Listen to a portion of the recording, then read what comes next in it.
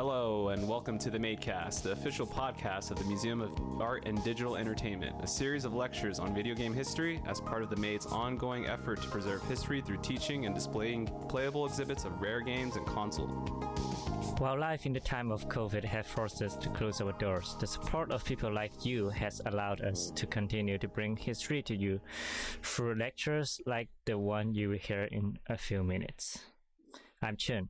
I'm Anthony. I'm Red. And I'm Miles. This week, Alex will be talking with Noah Falstein, who was project leader on Sinistar from back in the day, an early member of Lucasfilm Games, and who is currently working on games as medicine. But before we get into that, let's listen to the news. So we have a couple new interesting news tidbits. Blizzard has absorbed Vicarious Visions, who are working on the Diablo 2 remake currently. So that is an interesting development as more the conglomerate of Blizzard expands. We'll see how they are going to be. I want to hear you guys' input on that. Is like as far as you think about the development of that game and how it goes, because like they had Vicarious Visions made the Tony Hawk Pro Skater 2 1 and 2 remake, and that seems to be like, from what I've seen, it was a very fun game. They did a good job, but I haven't heard many complaints about it. But the Warcraft release from Blizzard, or Warcraft 3, doesn't seem to have been very good. Yeah, it's pretty awkward because from what I know, what I remember, they probably show a different footage from the demo on some bigger game event, and then they didn't have the same stuff while the game is released. I think that's probably one of the reasons why people are so mad about it. But anyway, the team is gone now. I mean, Yep. Sorry, go on. Yeah, it will really depends on how are they gonna deal with the Diablo 2. I think. I mean, I have never played that game, but if they are going to do the game like Square Enix do the Final Fantasy VII remake, I mean, they're probably gonna be good. But if it's just another HD version or 4K version of Diablo 2, I mean, I think people won't buy it. Won't think it's a good one. Yeah. They'll have to do something really kind of remarkable with the game visually, and as well as like gameplay, and bringing it up to this decade. We'll see how it goes, because that's, although all these remakes are so hit or miss, they're not. Some of them are fantastic and amazing. I really think Final Fantasy VII is really cool. I thought it was an amazingly fun game. Definitely a reimagining of the original. But I also realized after playing this, the first remake, that I never played the original Final Fantasy VII past like this, where the story went in the remake. Like I was like on my way to fight Sephiroth in the original game for the first time, when I like wasn't able to win and dropped off.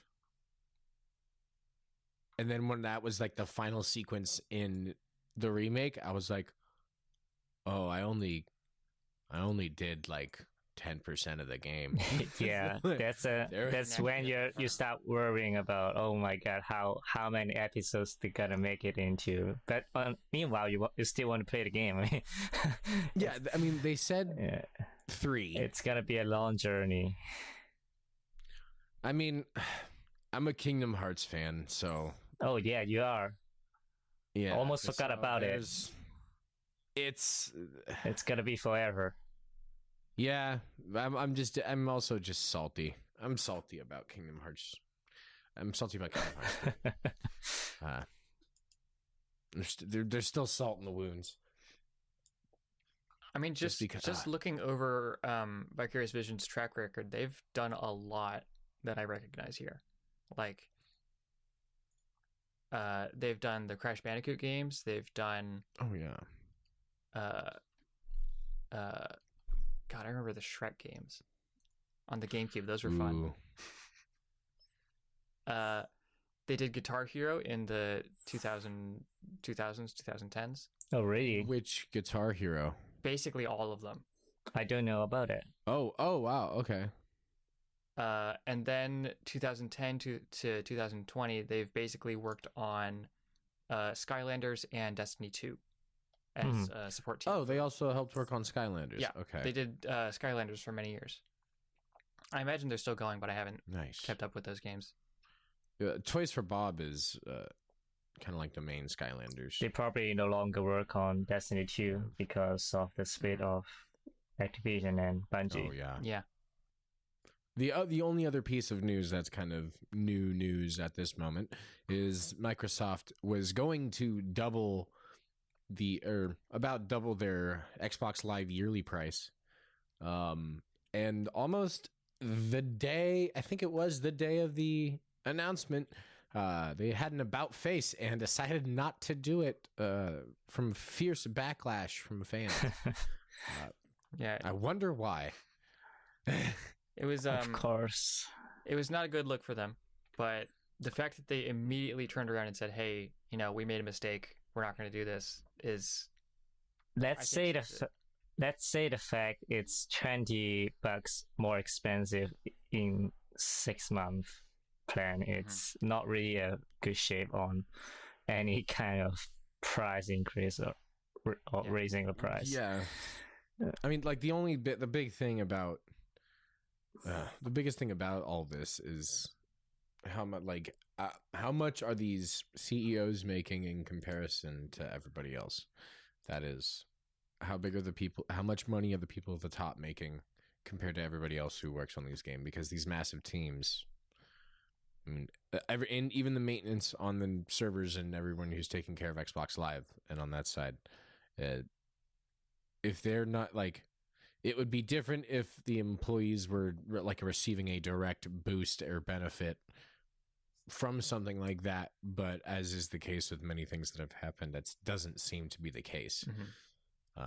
Many of the times in the gaming industry. So hopefully, but I'm glad they'd said no, but also they just faced a bunch of backlash for saying yes in the first place. Oh, and they also say something new, that is, if you're playing some free to play games on Xbox, you no longer need the Xbox Live Gold membership to play it. And I think that's cool. That's really cool. I mean, I still have to get PS Plus in order to play games on PlayStation, so that's it. Yes. Well, sometimes, but like that's the one that PlayStation has like their release schedule with, which I use all the time. But like when I get the yearly subscription for PlayStation, and they just don't, like, you can download a monthly really awesome AAA title, and I have like several of them downloaded, but I just have to maintain the online in order to have it, which I think is fair. I think it's fine.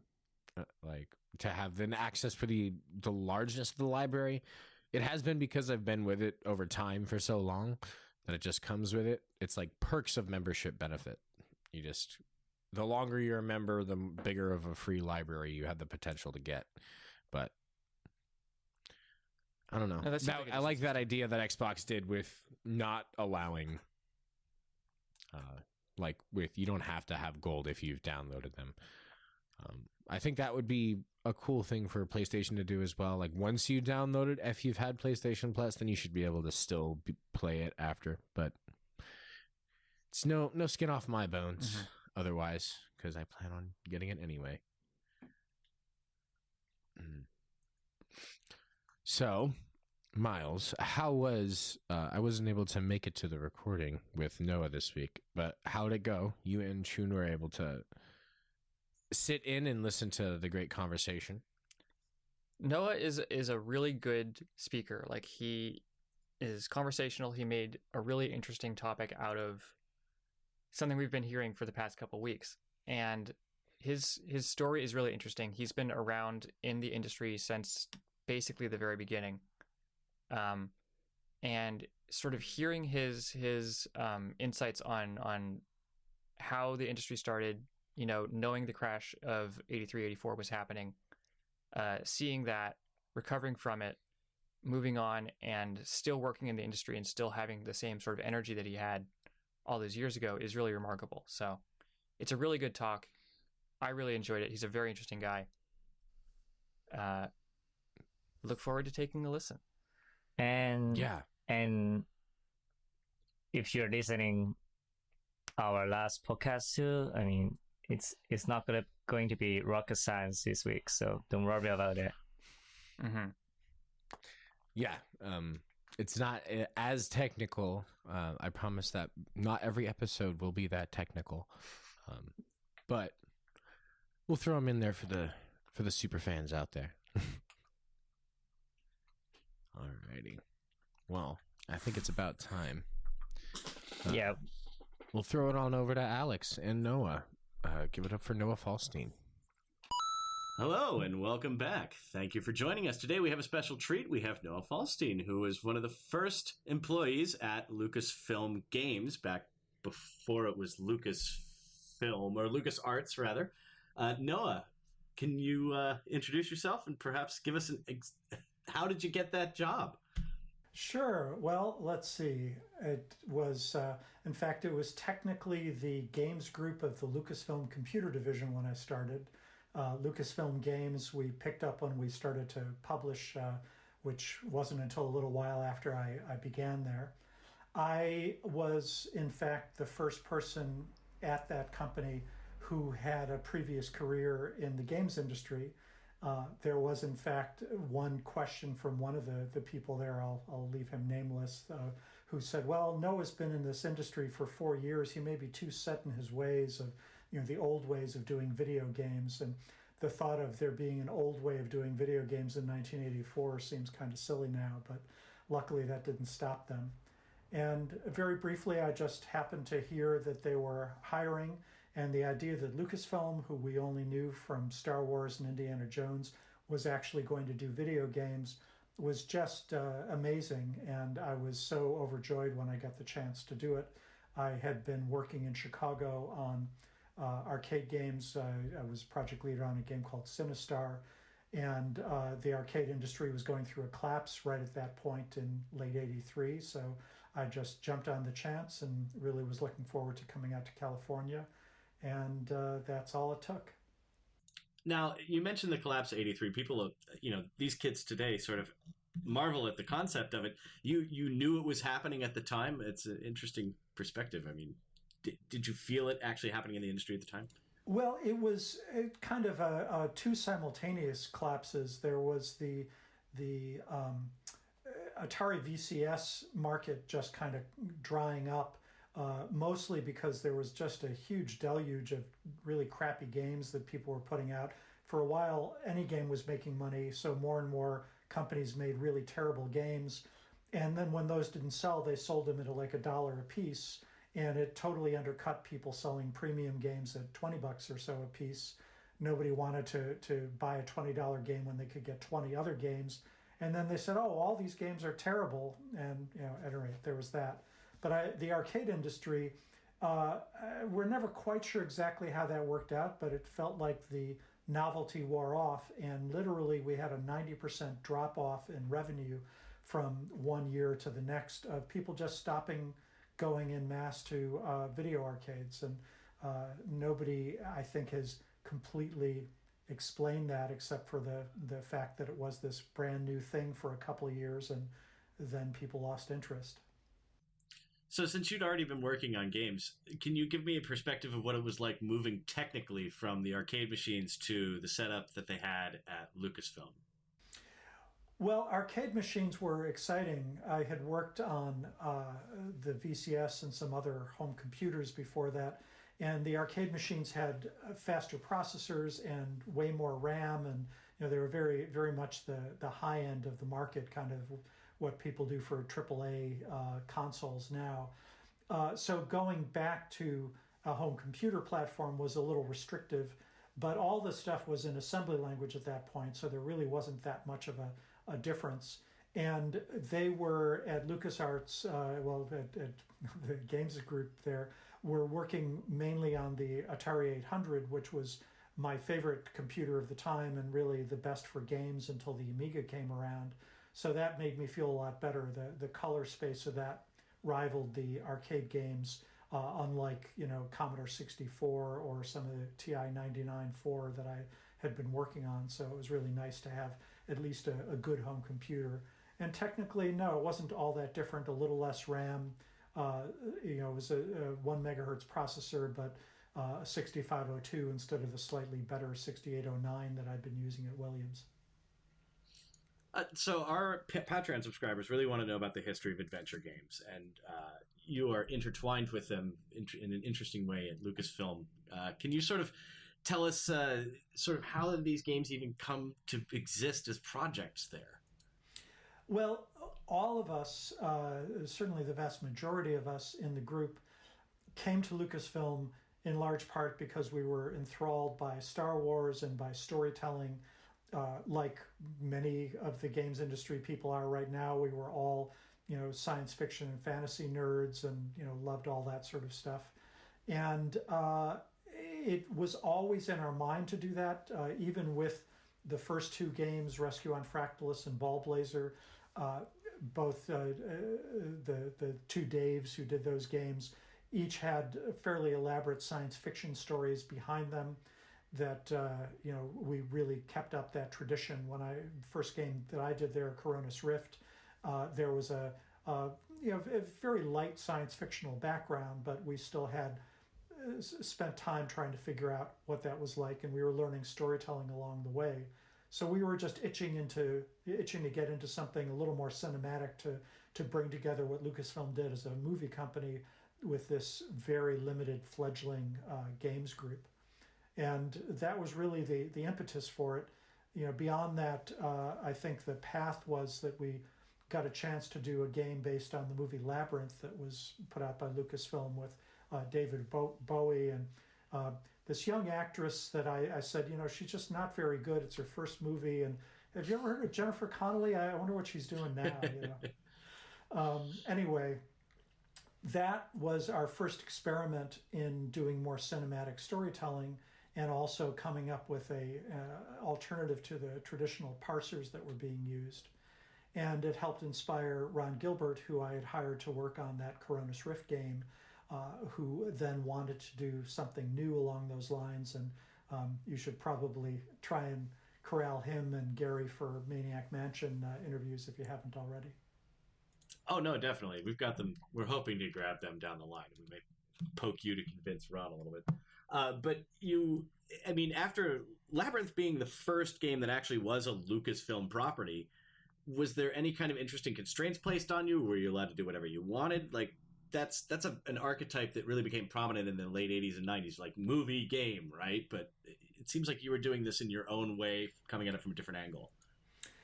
Yeah, it was. So it was a Lucasfilm property, but of course there were other people involved. One of my favorite anecdotes is that David Bowie's handlers sent us a request. They said, "Oh, by the way, as you know, David's eyes are each one is a different color.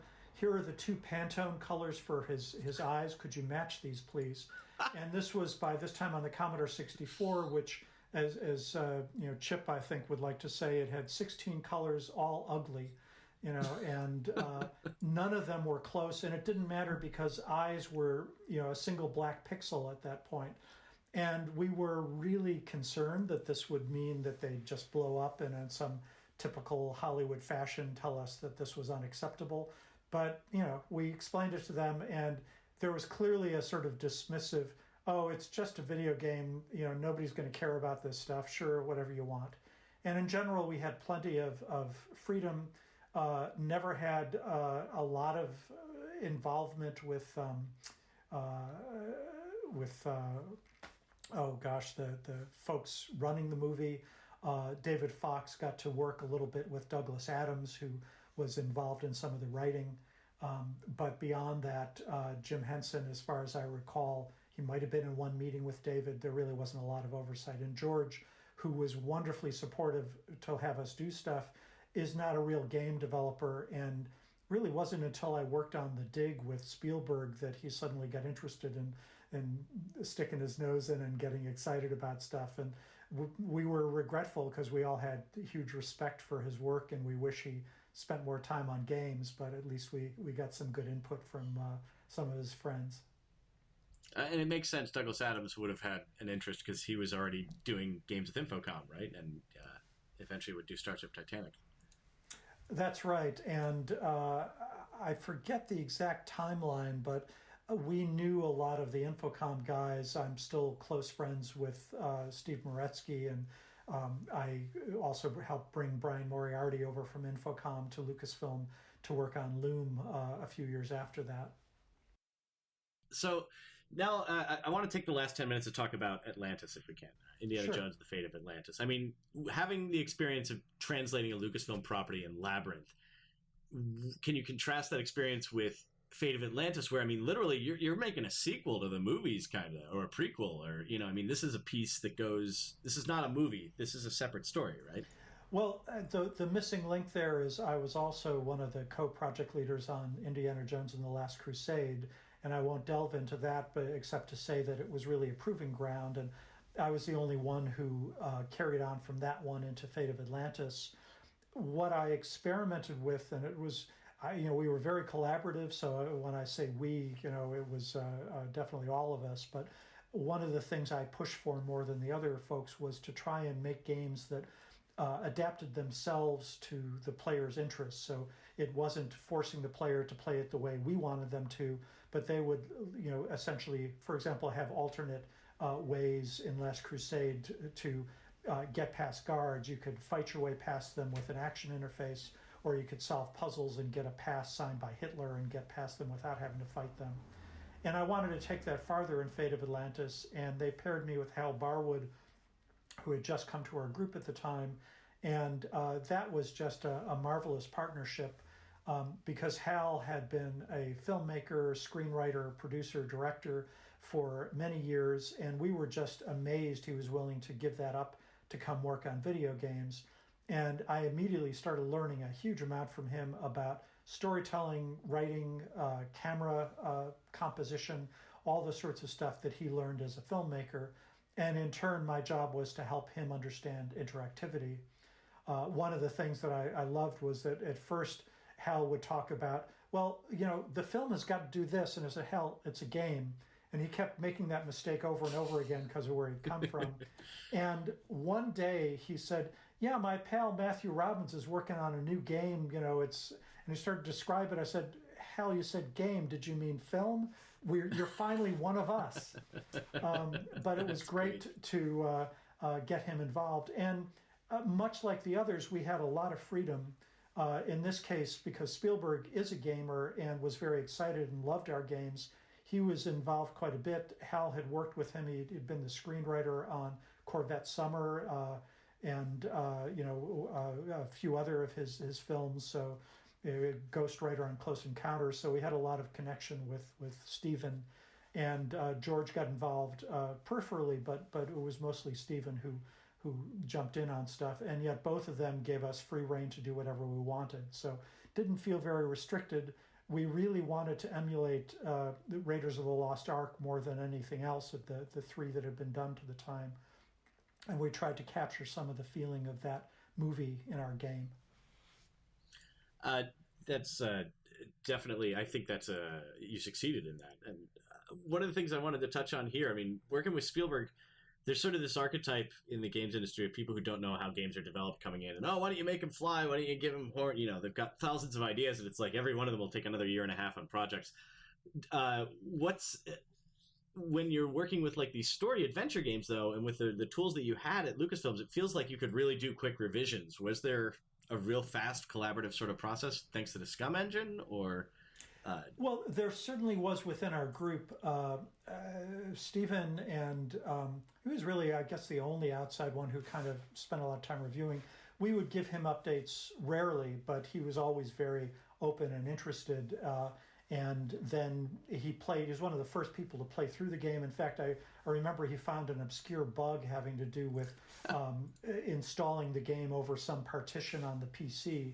And I wanted to give him credit as a playtester for that. And he played it with his son Max on his lap and would call us up and ask for hints. We gave him basically our numbers, and he would call the people who made the game directly, and we were just delighted to be able to help him. Max Spielberg is now a game designer and programmer. I forget where he is now. He was at EALA for a while, so I feel slightly responsible for helping push him on that path with the games of ours that I knew he played. And how much of sort of that collaboration came forward into the Dig? I mean, were there even like maybe gameplay elements or ideas that made it through, or was the Dig completely a fresh start? Well, the Dig was brand new. Stephen actually pitched it to us while he was playing, I think, Last Crusade. He was talking to Ron and talked to him about how there was this idea he had for his Amazing Stories TV series, but it was too involved for its half-hour format that they were working on, of some people stranded on not stranded, but some people doing excavation on an alien planet, and they're finding this weird castle and a statue, and the big reveal, here's a spoiler for a TV show that was never made, is that you start to realize, you think that it's not a human shape, and they're gradually unearthing it, and it's Mickey Mouse, and they're at Disneyland, and these guys are aliens, and humanity has long since destroyed Earth. It's actually a really fun idea for a story. But then he had this idea of blending some of that with, he pitched it as Forbidden Planet meets Treasure of the Sierra Madre, and the original concept of the Dig was a very interesting blend of those two movies. So we went back and forth with him, and as I had mentioned, George got very involved in the first several meetings that we had with them. So that was really fun, and I got to brainstorm with the two of them, which was certainly a highlight of my career, and great to see how creative they were, but also they did the same stuff we did. They threw out 100 ideas, and some were good, some were bad. They just had a better ratio of the hits to misses than almost anybody else I've ever worked with. So the adventure game has really evolved. It sort of died a death in the 2000s and then came back almost. Is there anything you miss about that form? From a design perspective, it kind of got into a rut at the end there, and now we have all these different mechanics that are coming out of different types of games. But is there something maybe of that old point-and-click form that we lost something when it vanished? Yes and no. My sense is that it's certainly over-romanticized in some ways. Much as I loved it, I think games have evolved in a lot of beautiful ways. But there is a sort of purity to it. It is very focused on the story. The puzzling is kind of inexorably, linked to the way the story is told, and we would always come up with storylines that worked well with puzzling. And one of the reasons Indiana Jones was so great is that his story is about solving puzzles on many levels, and that is lost, I think, in some of the more sort of action adventure, the sort of Uncharted or Tomb Raider sort of angles of a similar sort of story. But I appreciate the fact that there's so much experimenting going on with interactive storytelling of various types. I'm also a longtime member of Science Fiction Writers of America that has just recently started to give their Nebula Awards to video games and allow game writers into their group. And it's interesting to see how the people who are mostly coming into there now are very interested in interactivity as a means for storytelling.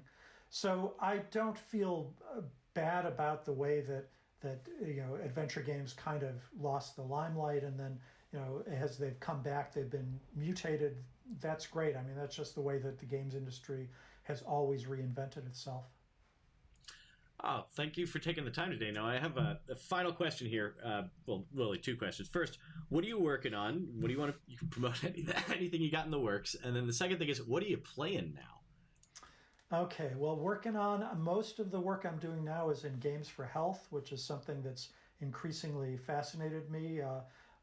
Working, one of the highest profile company I've been working with for over 10 years now, is called Achille Interactive, and they actually got the first clearance from the FDA ever a few months ago for a game that helps pediatric ADHD. And the big deal is that it is prescribed by doctors now just as a game, not as a game plus therapy or medication. You can play the game, and their randomized controlled trials have shown that it's very effective. So I'm delighted that that's worked out. It was actually started also by several other ex-LucasArts guys. And what am I playing? Well, I have to admit, the game that I still play, that I have been playing for a long time whenever I exercise, is Advance Wars Days of Ruin on the Nintendo DS, which is kind of obscure, but among other game designers, it is the quintessence of turn-based sort of World War II-ish and a little later military strategy. It's many games have tried to imitate it, and nobody's been able to quite get that sweet spot they did with that last one in the series. And unfortunately, the company that did it, they then went on to do Fire Emblem, and that was so much more successful. They haven't been refreshing the Advance Wars series, but it is. I have used their editor to create a whole bunch of my own levels, and I play mostly those these days. Oh wow, no, spectacular game. And travesty we haven't seen one of those, a sequel to that series in 10 years? It's just been forever. Thank you so much for being here, Noah. We're very honored to have you on the show, and we hope we'll have you back again. And welcome back to the other side of the chat zone. The gamer zone. Oh yes, the gamer zone. The GD zone. Game developer zone. The OG GD zone. The OGD. No, that's too many zone, letters, if you will. It's you gotta call it somewhere.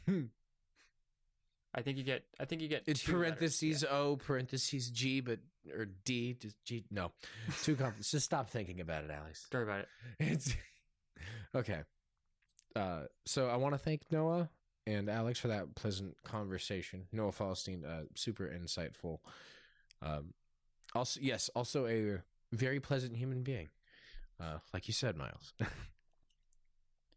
I was talking with him afterwards about Sinistar, and just sort of the process of getting very, very early digital voice recordings into a video game, and sort of that whole process. And while I can't really go super into it because we're going to run out of time, it was a really interesting project. He was not the first person to use voice in a video game, but he would say, and I sort of agree with him, that it was like the first time it was a really integral part of a character, because the character of Sinistar is this really like evil, like gloating, maniacal robot, and that really shines, and that really comes through in his sort of voice performance and the effects that have been put on it, and his voice lines, and him just constantly berating you and threatening you and being mean, and it was great.